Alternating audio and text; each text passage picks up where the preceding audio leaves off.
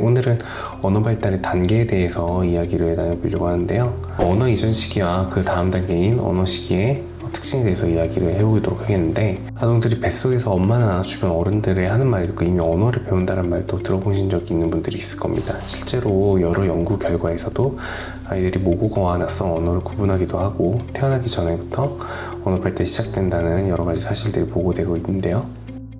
자, 그럼 언어 발달은 어디서부터 시작이 될까요? 보통 아이들은 엄마 또는 아빠와 같은 첫 단어를 말하는 시점 기준으로 언어 이전 시기와 언어 시기로 구분해서 발달하게 됩니다. 먼저 언어 이전 시기 발달은 개인마다 발달 속도에 차이가 있지만 대체로 비슷한 순서로 발달이 진행이 됩니다.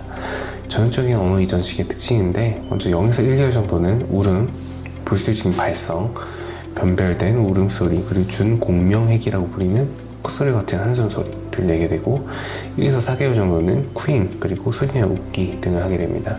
4에서 6개월 정도는 바, 가 등과 같은 옹알이, 그리고 완전 공명획이라고 불리는 더 뚜렷한 모음 소리를 내게 됩니다.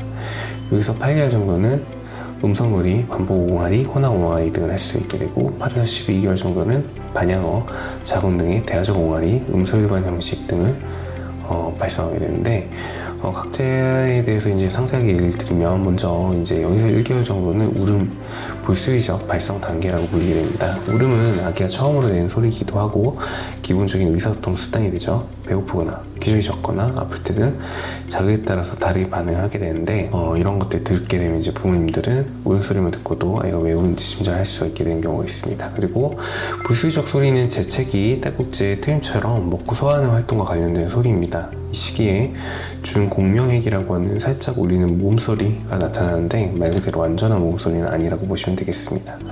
그래서 1에서 4개월은 이제 쿠잉이나 소리 내어서 웃기 단계에 속하는데, 한 달 정도 이제 지나게 되면은 쿠잉이라고 하는 입 뒤쪽에서 나는 구구 같은 소리 등을 낼 수가 있게 됩니다. 그리고 4개월쯤 되면 아이가 소리를 내서 웃기 시작하는데, 이때는 이제 인지 발달이 이루어졌다는 증거로 해석을 하시면 되겠습니다. 웃음을 많이 유도해주고 다양한 의사소통을 시도해주는 것이 매우 중요한 단계입니다. 그리고 주변적 오간이 단계는 4에서 6개월인데 우연히 자음과 모음이 섞인 구조를 내면서 시작되는 단계입니다. 아이가 내는 소리는 이때는 아직은 이제 모국어의 특징이 뚜렷이 나타나지는 않고요. 즉, 이 나이 때는 또한 어떤 언어라도 배울 수 있는 잠재력이 있다라고 해석하셔도 좋습니다.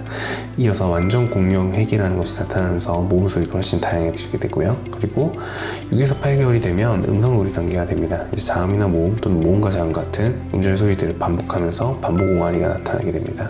그리고 비반복 옹알이인 혼합 옹알이도 발생하게 됩니다. 이때는 스스로 신나는 놀이처럼 옹알이를 즐기거나 성인을 모방하기도 합니다. 그리고 8에서 12개월이 되면 반향어나 자군 단계가 나타나는데, 반향어는 입장어적 흉내내는 행동으로서 처음에는 억양이나 제스처만 따라하지만 점점 단어나 음절을 따라하게 되고요. 자군은 알아들 수 없는 긴 소리지만 톤과 억양은 성인 말을 빼닮은 소리를 의미하게 됩니다. 질문, 명령, 진술하는 것처럼 들리고요. 그래서 이제 부모님들은 문장으로 말한다라고 착각할 수 있게 되는 시기입니다. 이 시기에 아이들은 자기만의 단어를 사용해서 음소 일관 형식이라는 것을 보여주게 되는데, 아이들이 이제 소리는 의미를 가진다라는 것을 배워가는 중이지만 정확히 존재하는 단어인지는 몰라서 새로운 장명을 해가면서 그걸 사용하는 단계라고 보시면 되겠습니다. 자, 그리고 언어 시기가 되면 발달은 먼저 이제 한 단어 시기로 시작을 하는데, 보통 이제 돌 전후에 첫 단어가 나오게 됩니다. 엄마, 까까, 빠이빠이 등 일상에서 자주 듣고 쓰는 말들이 대부분이라고 보시면 되는데, 이때 이제 한 단어가 문장처럼 쓰이게 되는데요. 예를 들어서 아이가 어떤 단어를 얘기하면, 예를 들어서 우유 이런 식으로 얘기한다면은 상황에 따라서 다양한 의미가 담을 수 있다는 것을 알게 되고 사용한다는 것을 아셔야 됩니다. 그리고 단어 구조 자체도 자음 모음이나 자음 모음 조합 등 짧고 간단하다고 보시면 되겠는데, 이 시기가 지나가면서부터 이제 18개월까지는 이해할 수 있는 단어가 많아지게 됩니다. 이 표현어휘의 기존 것에 한 4배까지 늘어날 수가 있게 되고요. 그리고 두 단어 조합식입니다. 18개월쯤 되면 표현어휘가 약 50개 정도는 되는데, 이때부터는 두 단어 발화가 가능하게 됩니다. 더 줘라든지 밥 줘, 과자 더 같은 이제 사물 영속성 개념이 생겨서 보이지 않는다고 사라진 게 아니란 것을 알고 표현하기도 합니다. 조사나 시제는 잘 생략을 하게 되고요. 동사나 명사 등 주요 내용어만 말해서 이제 이것들을 전보체 구어라고 얘기를 하게 됩니다.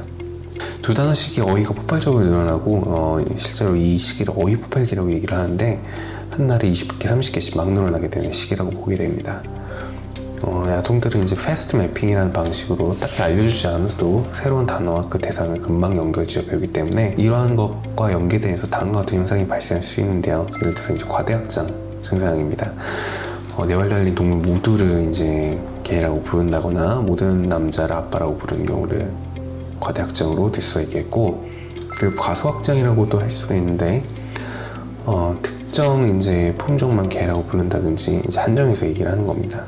이런 것들은 이제 1, 2세 시기에는 매우 흔한 현상이기 때문에 너무 걱정을 안 하셔도 되겠습니다. 그리고 다음은 문장 발화 시기입니다. 두 단어 이상을 이어서 말하기 시작하면 문장이 길어지고 내용도 다양해지게 됩니다. 아빠 우유 주세요 라는 것처럼 점차 어미도 붙게 되고요. 그리고 한국어 같은 경우는 보통 이제 문장 종결 어미인 야자라든지 시제 어미, 진행 어미 등으로 점차적으로 발달한다고 보고되어 있습니다. 조사도 이제 여러 가지 조사들이 있을 텐데, 뭐뭐랑 뭐뭐하고 등의 이제 공존하는 조사나 뭐뭐에 있다, 뭐뭐로 있다, 뭐 이런 식으로 장소격 조사를 먼저 습득한 다음에 이제 목적격 그리고 도구적 조사로 나중에 발달하게 됩니다. 결국에 이제 이유 원인이나 양보, 가정형 어미까지 이어지게 되고요. 여기까지 본문을 스탑하게 되면은 점차 어른 수준의 언어를 할 수가 있게 됩니다.